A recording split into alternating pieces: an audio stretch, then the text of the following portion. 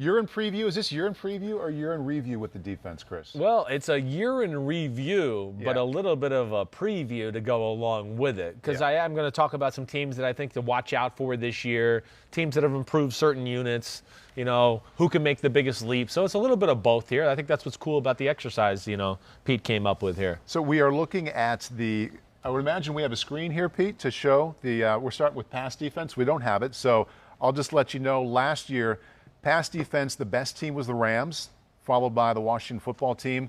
Steelers were third, Niners were fourth, and the Saints were fifth. Let's begin the bidding here, Chris, with pass defense. Best bet to be number one in 2021. There's some good ones right there, right? I mean, I think if you're going to give me best bet, all right, out of the top five, because I think there's some teams not in the top five who could also be number one, all right? And I'll get to that in a second. But for the sake of the teams that are there in the top five, I'm going to go with the football team to be the Washington football team. All right. What's the biggest reason? Well, listen, the pass rush is special. We know that. Yes. But, also, let's remember, they've improved their linebacker and pass coverage with, Davis from Kentucky, who's going to be great in pass coverage. That I don't doubt. His speed, his length, everything like that. Landon Collins got hurt last year. He's back, and he'll be ready to go.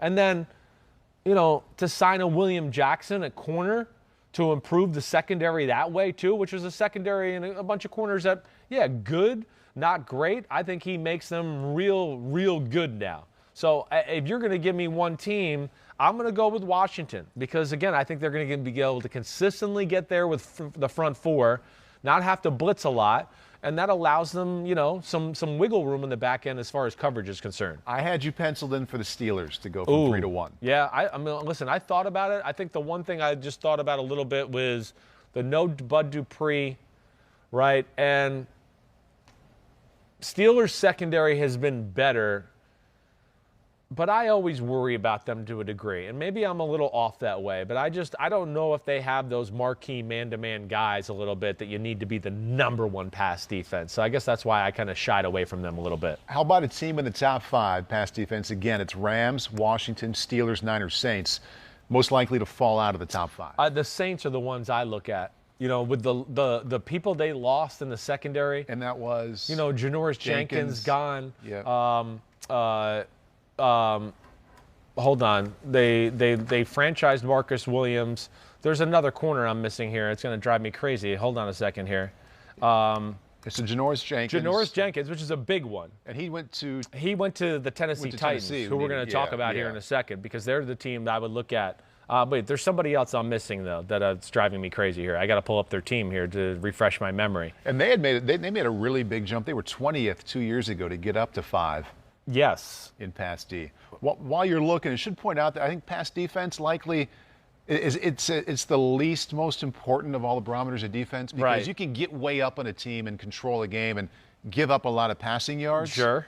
So I think of all the stats we're going to look at, this is the least relevant. But go ahead. But wait, no, it's still killing me here. I'm looking at the roster and I can't think of who the hell I'm missing that they also missed from their. Oh, no, it wasn't him. There's another corner there that they lost in free agency, isn't there? God damn, I can't remember who the hell it was. Hold on a second.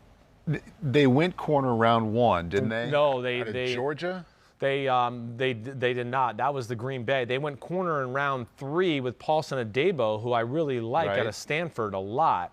They went pass rusher in round 1 with a kid from Houston, which is a little bit of a reach in my opinion. But I'm missing somebody they missed in, there. But either way, listen, I'm still going to go with them just off the Janoris Jenkins fact. Okay. All right? They're an aggressive man-to-man football team, and he was their best cover corner last year. He was. Lattimore, they drafted him. He's in the prime of his career. He came on better at the end of the year. But That's what I would worry about a little bit with the Saints, at least, when it comes into that conversation. It's actually going to drive me insane here until I find out who I'm missing in my thought as far as the corner that I'm missing in this conversation here. My guess for you was with the Rams because they lost Johnson at safety. Maybe they would drop down a little bit. I know they still have Ramsey and Donald. Yeah, no, but I think I might be wrong. I might just be thinking Jenkins altogether. Okay. Yep. So my doesn't hold as much water with just the one guy gone, but I still think it's a big guy. I'm still going to go with them. I am. I think I look at them. The 49ers are another team that I'd probably have looked at to go, maybe they could fall out. 49ers changed their approach a little bit on the defensive side of the ball last year. I'm interested to see what they do. And just why I hit on that point, like you might go, why or what was it? Well, Saleh, the Seattle scheme, everything like that. The 49ers, if you really pay attention to them quietly, became like a cover 4 team last year. And now DeMeco Ryans is the defensive coordinator. I don't know what they're exactly going to be. So I guess that's where I question that a little bit. With Nick Bosa, coming off the ACL injury, who's going to be the other guy off the edge that really can get after the quarterback? They lost to Kerry Hyder, who was kind of good, disruptive type of guy. So they would be the other team I would think about dropping out of that top 5. And how about a team that was not in the top 5 last year you think is going to jump in? Patriots come to mind. They were in the top 10. They've lived in the top 5 in this category. How can you not think of them? With all the changes they made.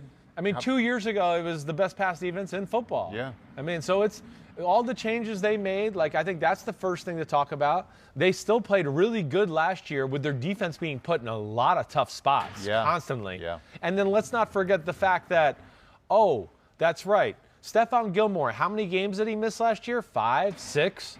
So, I don't expect that to happen again.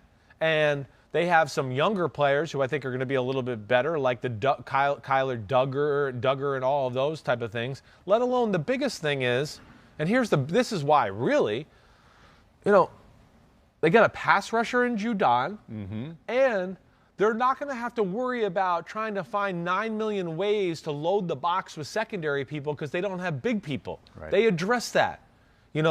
They signed Devon Godshaw from Miami, big in the middle of the defense, not going to be able to move him.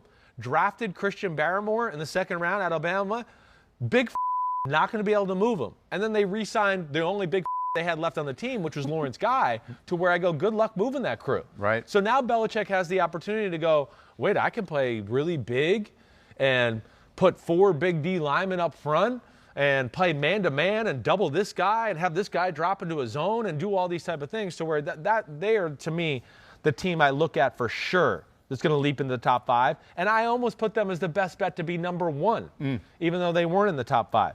The other teams I'll just mention to throw out there. The Broncos would be a team, I'd say, could maybe leap into the top 5 as far as pass yards are allowed. Okay, because Von Miller back healthy. They signed Fuller from the Bears once they lost him. They just drafted Patrick Surtain. Yeah. So I look at that and go, and it's Vic Fangio. I go, damn. And again, they weren't bad last year anyway. So that's a team I look at that could make a big leap. We know the Ravens. They were just on the outside looking in at number 6.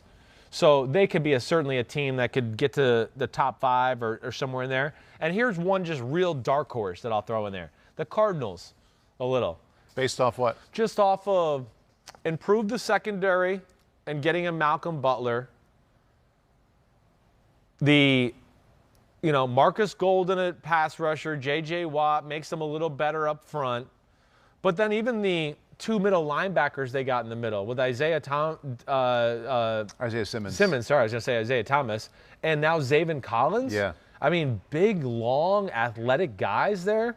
That's where I look at that and just go, no, I think there's some stuff to like about what they did this offseason. And he's a good defensive coordinator, Vance Joseph. He does a lot of creative stuff up front to give you crazy looks, and this guy drops in, drops out, and everything like that. And There's another corner I'm also missing with them that they added, and I'm gonna find it because it's just absolutely I'm not on my game here. Oh, they just re-signed Robert Alford. That's it. All right, so nothing big there. Okay. Right. But they got the Malcolm Butler. One more spot to hit with the pass defense, thinking about next year and tying in last year. Let's go to the bottom, 28 through 32, teams that really stunk in this category a year ago. Jets at 28, then the Titans, Lions, Seahawks, the Falcons dead last. Which one of those teams do you think is set up to make the biggest jump this year? I think, I expect the Jets to make a jump, definitely. I mean, with Mosley and Gerard Davis at middle linebacker and getting Shaq Lawson in free agency as a pass rusher, improving their D-line, with guys like Sheldon Rankins, I look at them to be a team to go, it's going to be a marked improvement on that side of Robert Saleh, that scheme. I think that all of it's worth them jumping up 5-10 spots as far as pass yards.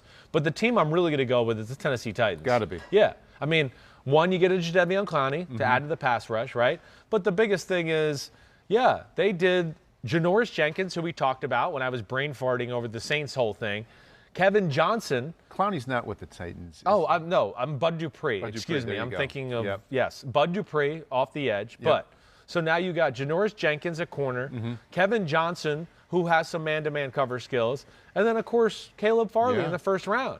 I mean, to me, that was a huge improvement for what they had last year as compared to this year. So I think they're a team to look at for the biggest leap. My eyes go to the Seahawks at 31. You think about them being better defensively, but they were 27th the year before. Can they be as bad as they were a year ago? They're funny because they're one of those teams where – think about some of those games we watched last year. I mean, it was just I don't expect it to be this bad. I definitely don't. So, this is one of those things where we're going to talk about rush yards allowed in a minute. Yep. They were the number 5 rush defense in football. Yeah. But that's one of those where you go, they weren't really. They were number 5 because everyone went, why would we run the ball? We can throw for 20 yards every play against them. Right. I mean, they really didn't get the run defense even remotely fixed their pass defense until late in the year, where they got it going a little bit and everything like that. So I do expect a leap as far as that's concerned, because I got to think they're going to, we got to make some tweaks to the pass game and do some things there to help that out. So I'm with you there. They're a team that I thought of as well. But them and the Falcons have the same story that we're going to talk about here in a second. Let's jump into what I think is a more important category defensively, rushing yards allowed a game. Top of the league last year, Buccaneers at 1, Colts 2, Rams 3, Saints 4, Seahawks 5. What's your pick to be the best this season? I think the number 1 is still the Bucs. I need an argument why they wouldn't be. You've got one. I don't have anything for you. I don't. There's nothing that I can They found a way to bring everybody back, right? Yeah. There's no team that I can look at that I can sit here and seriously say they're going to challenge them for sure. I mean, I know I talked about the Patriots and all of that, but I can't really make that assessment right now totally there. Think about how good they were last year. All those guys are back, plus Vita Vea missed the whole year. That was the biggest reason. That's what makes it a slam dunk number 1. Yeah. You go, damn, even if they didn't have Vita Vea, they were the best run defense in football. Now I'm expecting them to be healthy this year, and he's a big-time disruptive defensive tackle. So, yes, hands down, not even close. That's almost a rhetorical question. It is how a they little played bit. last year, what they have coming back. Right. Who do you think is closest to them? As far as that great run D, I do think the Saints are always right there closest in that conversation. They've been top 5 at least the last 2 years. Yeah, they're just so big, and they're like the Bucs, a little bit like we talked about the great pass teams. The Saints and the Bucs have the ability to go, we don't need to put the extra guy in the box. Our front seven's so good and big that we think you can handle it. They can handle it themselves. And that's the Saints do have that luxury. I mean, they're got phenomenal size at all 4 positions on the defensive line, no matter if it's the first group or the second group. So I think that's probably the team I look at, the most to be the closest there in that category. Let's take the Buccaneers and the Saints then out of this next part of the question. Which of the top 5 teams from last year, so now it's Colts, Rams, Seahawks, do you think may fall out of that top 5? The big, like, I think about the Rams a little because you lose Michael Brockers, so there's some questions there. But I think I'm still going to go back to the Seahawks. I am. Just because I expect, like I said, I don't know if they weren't really a top 5 defense. I expect them to correct their pass game woes to the fact to where teams start to go, hey, we'll run the ball on them a little bit more, be more balanced, because, you know, it's not an easy 10-yard completion the way it was. I mean, just, again, I just want to, like, the first 8 weeks of the year last year, Seahawks were on a record pace for yards allowed and passing yards allowed in an NFL season. And I think I brought this up last week. I mean, remember, we had the game, and I think you were referring to it a few minutes ago. They played the Buffalo Bills. Yeah. Pete Carroll, after the game, was like, they didn't even try to run it. Like, I've never been a part of anything like that. He expected them to. We expect them to run it a little more. He also went on to say, I'm paraphrasing here, but I didn't even recognize what we were doing out there. Right. Remember that? Because I think he's like, the teams are just drop back every time. Yeah. We have no fear of you. The hell with it. They kept the coordinator. They kept Ken Norton. I know. Yeah. I know they did. Well, I think they showed enough improvement, and really towards the last 5 or 6 weeks, if I remember correctly, like, we're one of the 5 best defenses in football. You're right. They did. So they did some things, I think, that, you know, warranted keeping him. They did a pretty good job in free agency, but I'm saying they fall out of the top 5 rushing defense just because teams aren't just going to be so happy to gung-ho and throw the ball on them. So that was really my logic more than anything there. Bringing us to the team that will jump into the top 5 rush defense. I'm going to narrow this down. You can keep it there or punt this one out, but my mind went to the AFC North when looking at it. Baltimore was at 6 last year. Cleveland was at 9. Pittsburgh at 13. You want to pick any one of those 3?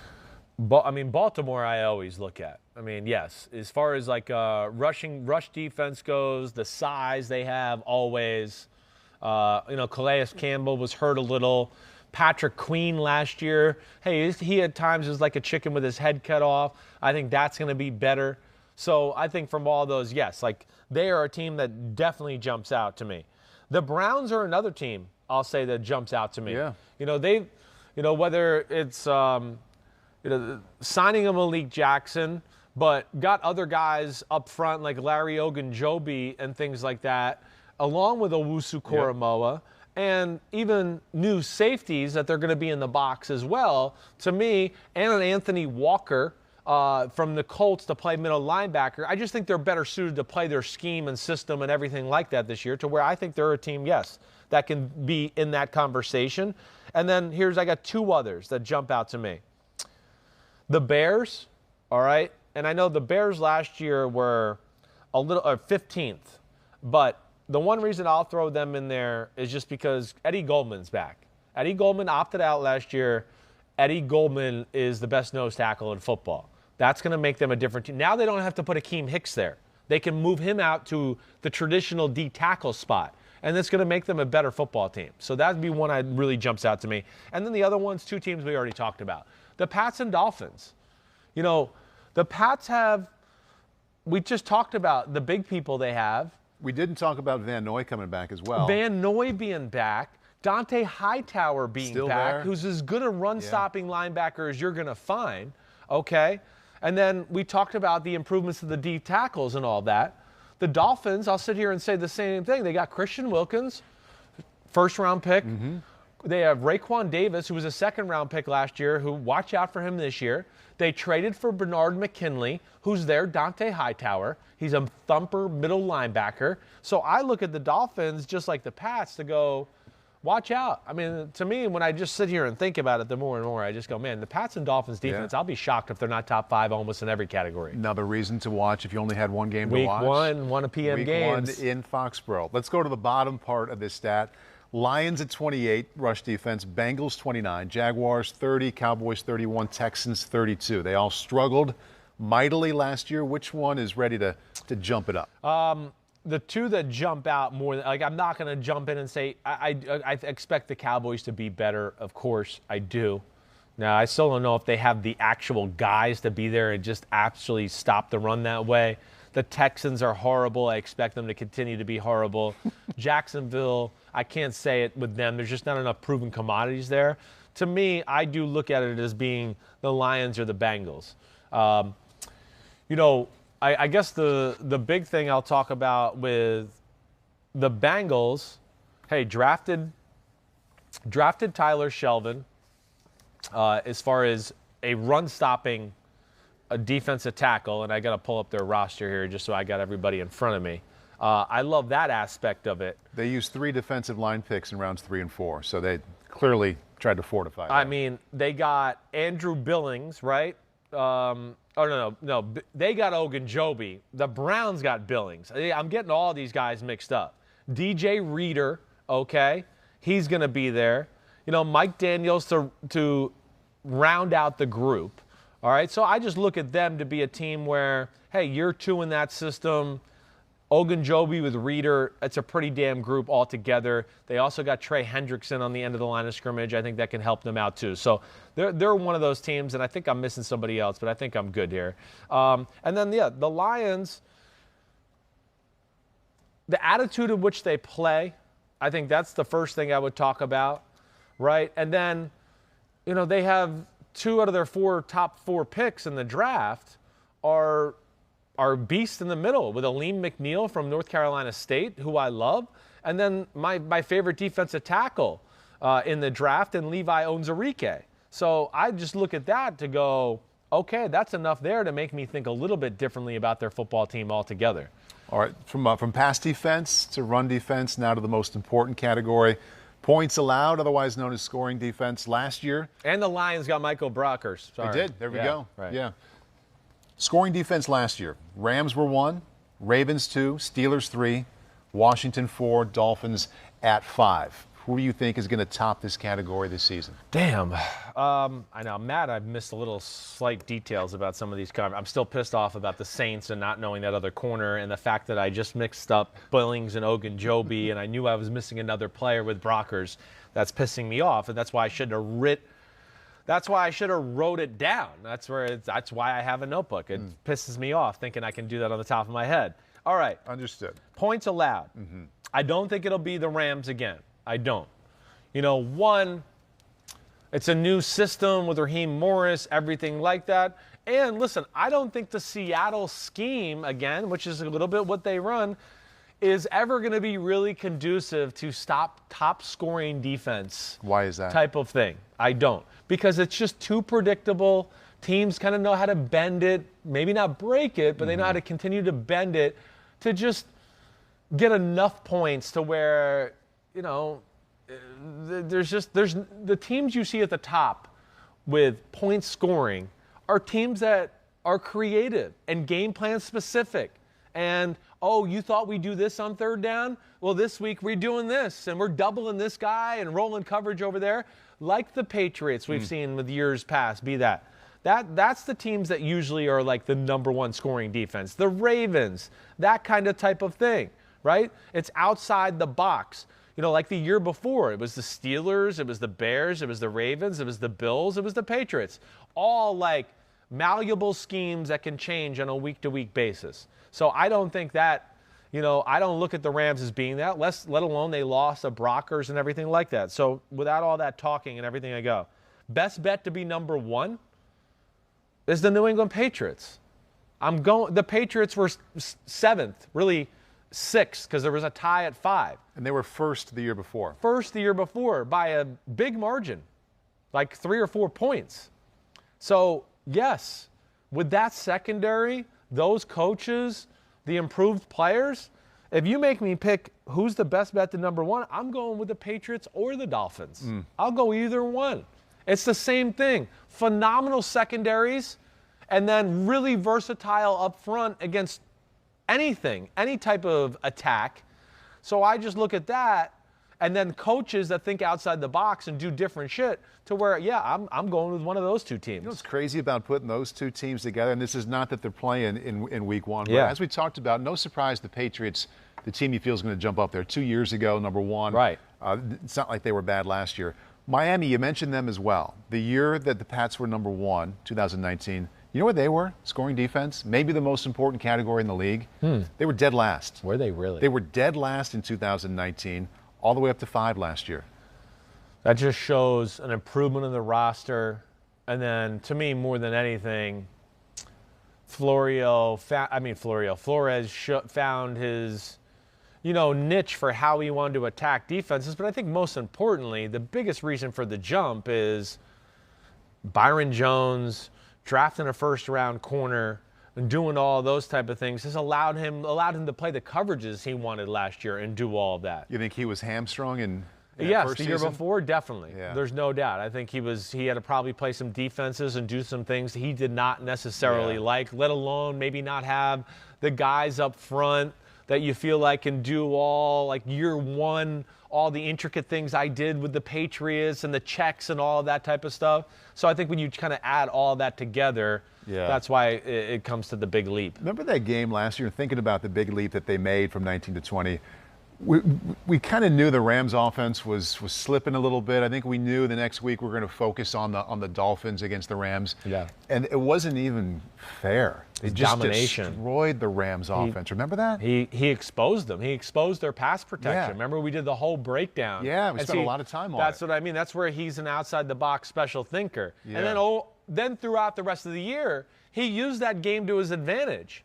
Oh, here's that same look from the Rams. Everybody's like, oh, we got to block it up, and they drop out. Yeah. Or they would drop 4 from this side and send 3 from the other side.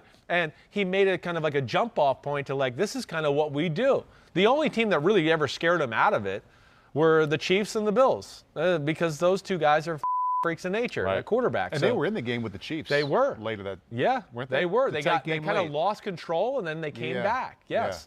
That was the game, Mahomes threw the 2 interceptions early on, right? Yeah. But yeah, I think it's all of those things. And, again, anything New England related, there's just so much thought and detail and things like that to where it's never going to just come together perfectly in year one. It is going to take some time to figure out all the rules and things like that. And I think that's why, things look so bright in Miami. Any of these teams that were in the top 5 scoring defense last year, Rams, Ravens, Steelers, football team Dolphins, you think might fall back a bit this year? The Rams are the team I go to that I think, and not that I expect like a huge drop or fall off, but, again, They've been in all these categories we've talked about. Yes, they're good. I mean, I expect them to be right around the top 5, top 8. I don't want to say like a dramatic fall, but if you're going to make me pick one team to fall off, yeah, they lost John Johnson, who was a really damn good safety, and they lost Michael Brockers, who's a really good, defensive tackle, and they even lost, I want to say somebody else too. Didn't they lose the kid Fox, the other like defensive end? Even I think they did. I think he went to the Carolina Panthers. So I look at that, Samson Ekubom, and I don't think. See, Brandon Staley's defense to me is the Patriots or the Dolphins. It's like, hey, this is what they do, but they're going to do some things in this specific game that you're not going to be ready for, whether that's Jalen Ramsey's on the island and they're going to play some crazy zone coverage over here, or it's going to be all man-to-man and they're going to double these guys. Like, that's what Brandon Staley did, which was special that way. Again, I don't know if Raheem Morris, it's going to be disguises, but I think it's a little more predictable, which will lead to just a few more points and yards and things like that. We just mentioned the Dolphins going from 32 2 years ago into the top 5. Do you have a team picked out that is ready to make maybe not that massive of a jump, but a team that wasn't in the top 5 scoring defense last year that's ready to be up that high? Yeah, I mean, hey, the Bucs are right there on the edge. I think that's an obvious one I can just point to. And the Giants would be a team that I'd tell everybody to watch out for. You liked them last year too. I did, yeah. And last year they were 9th in football. They got a very good defensive line still. I know they lost Dalvin Tomlinson. They also got Danny Shelton, and size was not an issue anyways. So there's no issues with that. You're going to have a healthy Xavier McKinney. They got a Dory Jackson at corner. I just look at them, and that system again is that Patriot system where I think you'll see more unleashed, schematics from it this year in year 2 of it and everything like that. But to get Aaron Robinson, and at corner in the 3rd round, Azeez Ojulari, a real edge guy there, I just look at them to be the team to kind of pop on the scene here. And I don't think I missed anybody else on the defensive side of the ball that makes sense. Let's look at the very bottom there. We've got 2 teams that averaged over 30 points per game giving up, Jaguars, Lions. Also have the Cowboys, Vikings, Raiders down there at the bottom as well. Surprised that the Vikings gave up almost 30 points per game. It is. I remember them being that poor I last don't year. either. You're right. I'm with you. I was a little surprised by that too. And they were top 5 2 years ago. I know. I mean, hey, there's been a lot of changeover on that defense of the Vikings. I mean, I think the Vikings and the Cowboys are the two teams I look at to go, I expect a huge leap. I mean, first off, we talked about the Cowboys got 2 starters with their first 2 picks, and Micah Parsons and Kelvin Joseph from Kentucky. And, you know, Trayvon Diggs going to be in year 2. Signing a guy, the safety, Keanu O'Neal from Atlanta. And I do think Dan Quinn and just his scheme and everything there is going to be worth a huge improvement for their football team altogether. So I think the Cowboys make the biggest leap. But I think the Vikings are a team that we should all watch for. Right. You know, I mean, it's Mike Zimmer. He's staying up at night in the off seasons with the fact that they were that made him miserable. bottom. Right, exactly right. So I think we know between that and you know, the big thing with the Vikings last year, they transitioned in the secondary. You know, got rid of some guys that way, and then lost their other big-time pass rusher in Everson Griffin, and they can never really find like the ability to kind of replace that production he had. And Danielle Hunter was dealing with his injury in the neck and everything like that, to where, yeah, it was a tough year. Anthony Barr got, you know, banged up. Kendricks got banged up. I mean, it was just too many moving parts. So, yeah, they're a team I still expect to kind of have a big improvement this year. Yeah, it'd be a shock if we're here next May talking about the Vikings being bottom 29th 5, definitely. scoring defense. Right. Hi, I'm Mike Tirico, and thanks for watching. Make sure to hit subscribe for the latest news and highlights from NBC Sports.